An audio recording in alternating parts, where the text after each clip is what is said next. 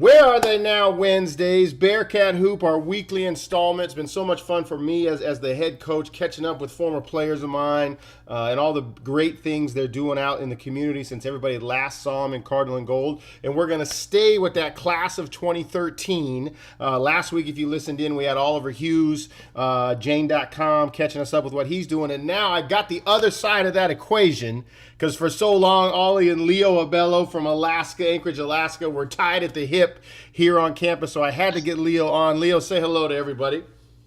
How's everyone doing? So Leaping, as we called him, we got to get into how you ever got called Leaping Leo Abello, because I don't remember you jumping. But Leaping's been doing so. He's got one of the more unique career arcs and all the things he's doing and all the places he's been with his job. So I want to do my job and shut up and let Leo kind of take everybody from, senior night 2013, you, Ollie, T. Malley, Sean Dart, like you guys, you get done playing. Take everybody through what the journey Leo's been on, and as you go, I'll have some questions and some follow-ups as you tell your journey. Well, after I finished playing my career over at Bearcat Hoop, I ended up taking advantage of the MBA program over at Willamette, over at Atkinson. Did my time there, spent 2 years studying for my MBA. It was a great experience. On the way in my journey in that program, a lot of the alumni that we do have, in this program are connected within the sports and apparel industry. Mm-hmm. Most notably, Nike and Adidas. And so what happens, one of the alumni in that program happened to be a hiring manager over at Nike. That person wound up being my first boss for my first job at Nike, and ended up bringing me on board. So from there, I ended up working at Nike for a year, doing retail brand marketing, working as a project manager within that department. Did that for a year, and after that, ended up taking my talents over to the other side. He crossed over to the dark side, but actually the great side. No, the bright side. That's where we are now, so it's all good over here. Right. So from there, ended up becoming a assistant product manager. Working for Adidas Running Footwear, where my main project was for all my sneakerheads out there familiar with the Adidas Alpha Bounce. Ended up working on that project for about a year as a product marketing manager, and from there a position opened up with Adidas basketball, working as a grassroots basketball sports marketing manager, and ended up taking that position, and here I am today. And there's so many different choices and kind of moments in there where you jumped and got some opportunities. Take me back first to while you were at the MBA. Did you always know undergrad at Willamette you were going to do MBA? Was that something that came along later on? Because we get a lot of questions with recruits' parents and some of our younger guys like, "Oh, coach, I'm a freshman. I just turned 18, but I don't have my life mapped out." And I try to tell them to calm down. Things happen at a different pace than you expect them. So how did that decision to jump into business school, grad school, where was that in your priority list coming in? I always knew I wanted to get my MBA. I just didn't know exactly when and where I wanted to get it. After I graduated, unfortunately, I didn't have too many job options coming out of undergrad. Mm-hmm. Not taking a shot at the undergrad school, but just how it worked out. And what was your major in the undergrad?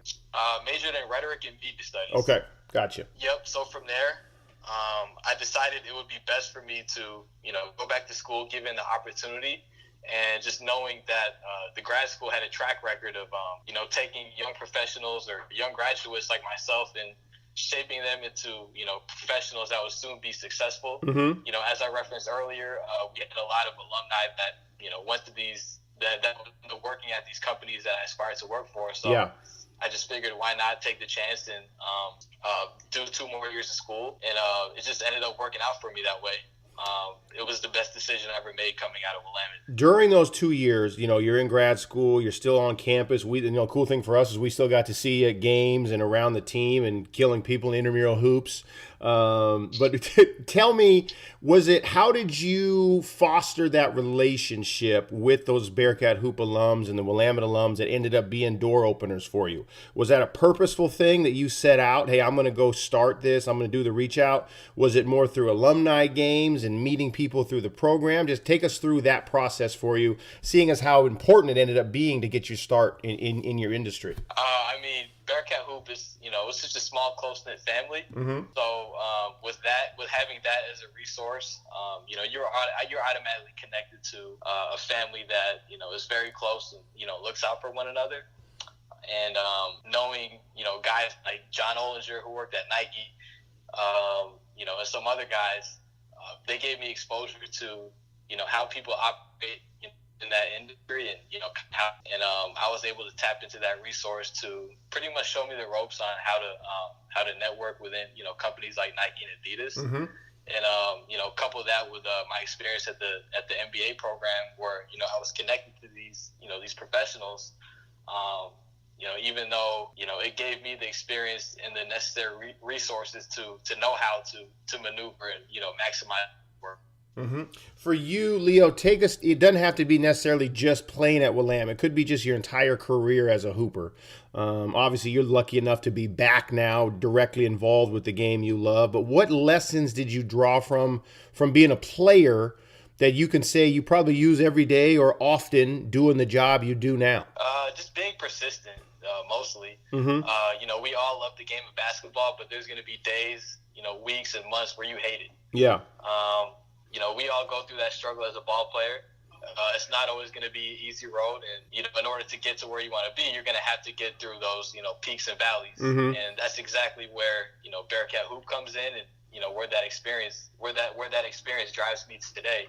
I'm working in a job where many would consider a dream job, certainly a dream job for me, and a bucket list job where I am today. And even though it's exactly where I want to be, there's days where you say you'd rather be doing something else that you don't necessarily, you're not necessarily enjoying it, but at the end of the day, there's nothing else that you would rather be doing. Yeah. And I'm just blessed and fortunate to be able to work in an industry where I'm still connected within basketball, and I couldn't ask for anything more. Right. And one of the things I want everybody out there to be aware of, and I'm so glad you said perseverance, Leo, because, if you look back on Leo's career, he's playing in the same class. One of his close friends and classmates, Terrell Malley, is a 1,000-point scorer for us, and he plays the same position as Leo. So Leo was always a guy that was able to, and I'm sure there were many times he wanted to throw a dart at Coach Ion's picture on the wall, but that never affected Leo in the team. It never affected his outlook and how he came to practice every day to make us better, even though it wasn't necessarily going to get him 1,000 minutes a game. And that was something that always was so striking and impressive about Leo, was his ability to sacrifice. Do you find yourself in your job now, Leo? Are you still part of a team? Is it more independent based for you? How does the setup work in Adidas Grass Roots? How does that experience as a member and a sacrificer for a team help you now? Well, certainly you're still on a team, but I operate very independently. Okay. Here in sports marketing, especially within Adidas, wear a lot of different hats. So my job description may say one thing, but I'm completely doing something else. So with that, you do have to sacrifice a lot of your time. A lot of your, where a lot of people are taking vacations, you're sitting here in the office or, traveling off somewhere, working at odd hours, trying to make things happen and keep things moving. So, with that, there's a lot of sacrifice in that itself. I mean, I'm in my mid to late 20s where, people say it's ideal to take vacations, but, in my case, you can't really enjoy that because you do have to keep things rolling, within my job. Mm-hmm.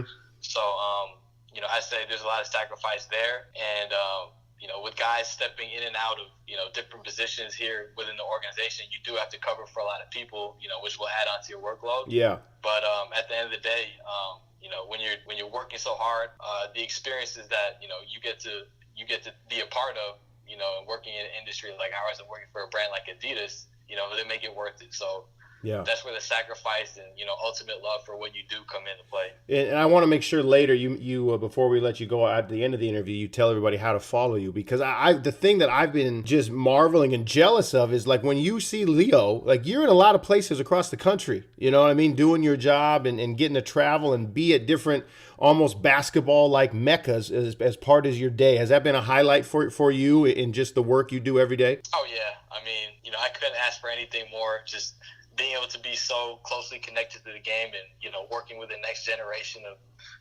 athletes that are going to be, stars in the NBA, everything from watching them play, on a daily basis, to working with, the best product in the market, being a big product guy growing up in sneakerhead, and it's such a big basketball guy. It's kind of like everything, all my loves as a child just coming together as one, and, I'm getting paid for it. Right. So, it's amazing. Hey, what's a skill set? We talked about things you brought to the table and, some strengths of yours that you kind of had as an athlete. What's something you've had to learn? It's kind of pushed you outside your comfort zone. All athletes, I tell you, Leo, you got to go right more. You got to hit this more, and on the court, what have you had to learn for your job, a skill set that you've had to fine tune? I would say just being open to everything and putting yourself out there. If you know me, I'm a little bit more on the reserve side. Right. But in order to be successful at this job, there's times where 24/7 you're putting yourself out there all the time and, connecting with, different corporate partners, different, program directors and coaches. You're constantly on the move and, talking to others. How to follow you, Twitter, Instagram, what are the platforms, and where will we see you going? Is it more projects in Adidas? Is it future goals you have, just career in general? Hit us. So you can follow me on Instagram. So that's first name dot last name Leo Abello Abello. That's my Instagram handle. As far as future goals, I'm planning to continue on the trajectory I am now within sports marketing. I'm loving my job right now, so I can't say that I'm going anywhere soon when it comes to my professional roadmap. But there's also other interests that I've always wanted to look into. I may go back into product someday. I've always wanted to explore brand marketing, within the company, or whether that's with a different corporation industry. But with everything going how it is right now, I'm just going to continue working hard and try to push myself to be the best I can in the sports marketing industry. That's right. If it ain't broke, don't fix it, right? Exactly. Leo Abello, Bearcat Hoop, where are they now? Wednesdays, class of 2013. Adidas Grass Roots on the basketball side. Man, thanks for coming on, Leo. Loved having you, buddy. Appreciate you, Coach.